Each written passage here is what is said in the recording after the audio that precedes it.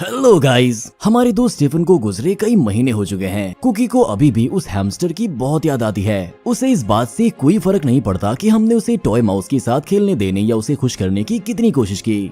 इसीलिए हमने तय किया कि कुकी को उसके पुराने दोस्त को वापस देने का वक्त आ गया है, भले ही वो किसी नए रूप में क्यों ना हो। दिन भर हम एक सही कैंडिडेट की तलाश में खरीदारी करते रहे। वहाँ कई हैमस्टर थे और सभी प्यारे थे, लेकिन अचानक उनमें से एक हैमस्टर बुरादे के नीचे से रेंगकर हमारे हाथ तक पहुँच गया। ऐसा लग रहा था कि वो खुद को चुनने के लिए कह रहा हो। हमने सोचा कि शायद ये किसी तरह का इशारा है और हमने इस खास हैमस्टर को ले लिया। घर के रास्ते में हम इस बात को लेकर परेशान थे कि क्या कुकी एक नए दोस्त को अपनाएगी या उसे मारेगी या उससे भी बदतर उसे काटेगी। और जब हम घर पहुंचे, जबकि कुकी को कुछ भी अंदाजा नहीं था, हम हैमस्टर को उसके ऊपर लाए और उसका रिएक्शन देखने के लिए रुके। ये क्या है और ये कौन है?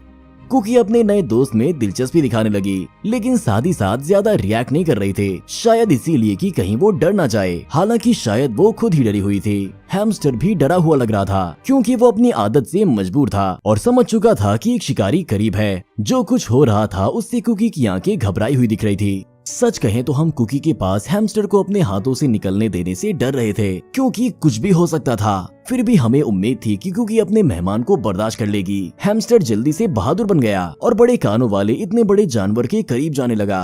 उन्होंने अपना दोस्ताना रवैया जारी रखा और हमें डर लगने लगा कि कहीं हैमस्टर ही कुकी को न काट ले। अगले दिन दोनों एक दूसरे के आदी हो गए और हमने सोचा कि हमारे एक और पालतू जानवर को बुलाने का मौका है, जिसका नाम है कॉकरोच मार्लबोरो।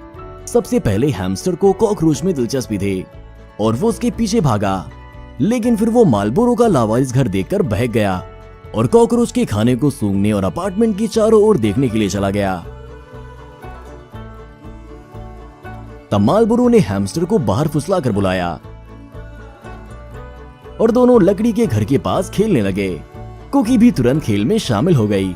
जितने ज्यादा खिलाड़ी उतने ही कम वो शर्मिंदा हो रहे थे। ऐसा काफी देर तक चला। स्टीफन और मार्लबोरो छिपे हुए थे और कुकी उन्हें ढूंढ रही थी। हमने हैमस्टर को इस बड़े पीले पिंजरे में बसाने का फैसला किया। हमने बुरादा उड़ेल दिया और उसे खाने का बाउल दिया और उसे नए घर में जाने दिया, जहां अब वो उसका मालिक होगा। आखिरकार हैमस्टर झुंड में रहना पसंद नहीं करते, जंगल में वो अकेली जिंदगी जीते हैं। हम बहुत खुश हैं कि अब हमारे पास इतना प्यारा और नरम दिल हैमस्टर है और हम उम्मीद करते हैं कि आपको भी हमारी ये सोच पसंद आएगी। हमें यकीन है कि सभी पालतू जानवर एक दूसरे का साथ देंगे और वीडियो में अपनी हाजिरी से हमें खुश करेंगे। ओह, हम आपको उसका नाम बताना तो भूल ही गए। हमें लगता है कि जाहिर है हमने उसका नाम स्टीफन रखा, स्टीफन जूनियर।